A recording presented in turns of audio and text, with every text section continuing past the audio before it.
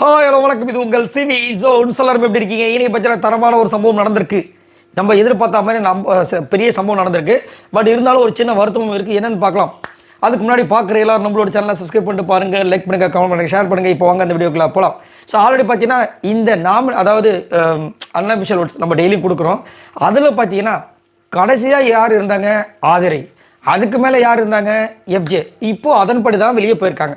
So இது வரைக்கும் பார்த்தீங்கன்னா இந்த அன்அஃபிஷியல் வேர்ட்ஸ் படி இந்த சீசன் 9 ஃபுல்லாகவே கரெக்டாக தான் நடந்திருக்கு. எப்போ அது தவறாக மாறி இருக்கு அப்படின்னா பிரஜன் கூட கிடையாது, சாண்ட்ரா, கனி இவங்க விஷயத்தில் மட்டும்தான் இது மாறுபட்டு போயிருக்கே தவிர மற்றபடி எல்லாம் கரெக்டாக போயிட்டுருக்கு. ஸோ இதை முதல்ல நம்ம தெரிஞ்சுக்கணும். ஸோ இந்த வாட்டி பார்த்தீங்கன்னா அதே மாதிரி தான் வந்துட்டு லாஸ்ட்டில் இருந்த ஆதிரியும் எஃப்ஜேயும் எவிட் ஆயிருக்காங்க. இப்போ என்ன இன்னொரு விஷயம் என்னென்னா, ஓகே எஃப்ஜேயும் ஆதிரியும் எவிட் ஆக வேண்டிய ஆட்கள் தான், இல்லைன்னு சொல்லவே கிடையாது. ஆனால் இன்னும் வந்து உள்ளே வந்துட்டு சுபிக்ஷான ஒருத்தங்க இருக்காங்க. சுபிக்ஷா யார் கண்ணிலையும் மாட்டவும் மாட்டுறாங்க.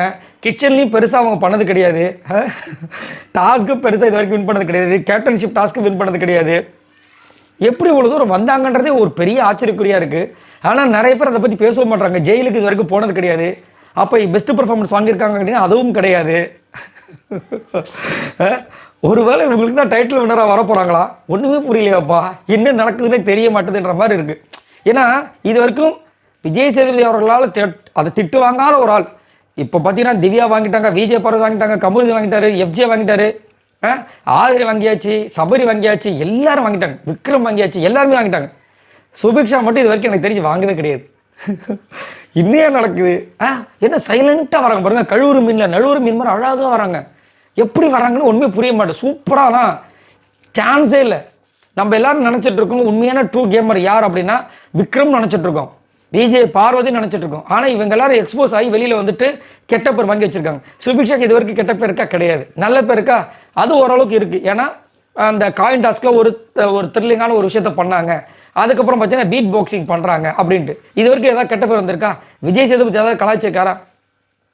என்னத்தை சொல்ல. சரி, எது எப்படியோ இப்போ வந்து எஃப்ஜே அண்ட் ஆதிரி இந்த பிக் பாஸ் விட்டு போயிட்டாங்க, அதாவது போகிறார்கள். ஏன்னா சண்டே எபிசோடு இன்னும் ஃபுல்லாக முடியணும்ல, அதுதான் வந்து அப்டேட் வந்திருக்கு. இப்போது ஆதிரிக்கு நான் ஆல்ரெடி சொல்லியிருந்தேன், ஆதிரி வந்து இந்த வாரம் வந்து செம்மையாக ஃபைட் பண்ணியிருப்பாங்க. எங்கள் அம்மாவை நான் கண்டிப்பாக கூப்பிட்டு வந்து உள்ளே வந்து 24 மணி நேரம் உட்கார வைக்கணும். எம்மா உங்கள் அம்மா வருவாங்க, சரி நீங்கள் முதல்ல அதுக்கு வீட்டில் இருக்கணுமே, உங்களுக்கு ஓட்டும் கிடையாது.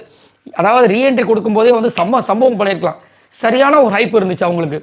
ஆதிரி வந்தாங்கன்னா கண்டிப்பாக பயங்கரமான ஒரு சம்பவம் இருக்குன்ற மாதிரி எதிர்பார்த்தாங்க. ஆனால் அவங்க சம்பவம் பண்ணது எல்லாமே கானா வினோத்கிட்டையும், கமருதன்கிட்டையும், விஜய் பார்வதிக்கிட்டையும், அரோராக்கிட்டையும். முக்கியமாக சம்பவம் பண்ண வேண்டியது எஃப்ஜே கிட்ட. ஆனால் அதை டாஸ்கில் மட்டும் பண்ணாங்களே தவிர வேறு எங்கேயுமே பண்ணவே இல்லை. அதுதான் அவங்களுக்கு ஒரு பெரிய பின்னடைவாக போயிடுச்சு. இப்போது அவங்க வந்த 2வது வாரம் ஃபஸ்ட்டு வாரம் நாமினேட் பண்ண முடியாத காரணத்தினால போகலை. சப்போஸ் அந்த வாரம் நாமினேட் பண்ணியிருந்தாங்கன்னா அந்த வாரமே காலி. ஏன்னா எக்ஸ்பெக்டேஷன்ஸை டோட்டலாக டிசப்பாயின்ட் பண்ணி விட்டாங்க. ஏன் இவங்க வந்து வரணும்? உள்ளே இருக்கிற அமித் அவர்கள் சொல்கிறாங்க, இன்னும் ஒரு சில பேர் சொல்கிறாங்க, எதுக்கு அவங்க ரீஎன்ட்ரி கொடுத்தாங்க? என்ன வந்தால் ஒன்றுமே இல்லையே, இதுக்கு அவங்க ரீஎன்ட்ரி கொடுக்காம வந்திருக்காமன்னு. இப் சப்போஸ் ஆதிரிக்கு பதில் இந்த துஷார் வந்திருந்தா கூட ஏதாவது ஒரு சம்பவம் நடந்திருக்குமோன்ற மாதிரி தோணுது. புரியுதுங்களா? ஏன் வந்து ஆதிரி வந்தாங்க, எதுக்கு இப்போ வெளியே போகிறாங்கன்னு தெரியல. ஆனால் போகும்போது வந்த வேலையை ஒரு செம்மையாக செஞ்சுருக்காங்க. கையை பிடிச்சிட்டு எஃப்ஜியை கூப்பிட்டு போகிறாங்க. என்ன சொல்கிறதுன்னு தெரியல. ஆனால் சுபிக்ஷா, அதாவது எஃப்ஜே விட சுபிக்ஷா வந்து கேம் பெட்டராக கேட்டிங்கன்னா கிடையவே கிடையாது. சுபிக்ஷாவோட பெட்டரான ஒரு கேமை வந்து நம்ம எஃப்ஜே கொடுத்துருக்காரு. நிறைய டாஸ்க் வின் பண்ணியிருக்காப்புல, நிறைய 2 வாட்டி கேப்டனாக வந்திருக்காரு, கிச்சன் வேலையிலும் இருந்திருக்காரு, எல்லா டிபார்ட்மெண்ட்டும் சுற்றிட்டு வந்துட்டார், திட்டு வாங்கியும் இருக்கார், சண்டை போட்டிருக்காரு, கண்டென்ட் கொடுத்துருக்காரு, என்னென்னமோ பண்ணியிருக்காரு. ஆனால் இப்போ அவர் வெளியே போகிறாரு. ஓகே போக, நான் இப்பயும் சொல்கிறதுனா போக வேண்டிய ஆள் தான், நான் இல்லைன்னு சொல்லவே இல்லை. ஆனால் அவரை விட டிசர்வ் இல்லாத உள்ள ஆட்கள் நிறைய பேர் இருக்கும்போது அவர் வெளியே போகிறாருன்றது ஒரு சின்ன வருத்தமாக இருக்குது. சரி, இதை பற்றி உங்களோட கருத்துக்களை சொல்லுங்கள். இப்போது எஃப்ஜே ஆதிரி வெளியே போயிருக்காங்களே, இதை பற்றி உங்களோட கருத்தை சொல்லுங்கள். பாய் நண்பர்களே.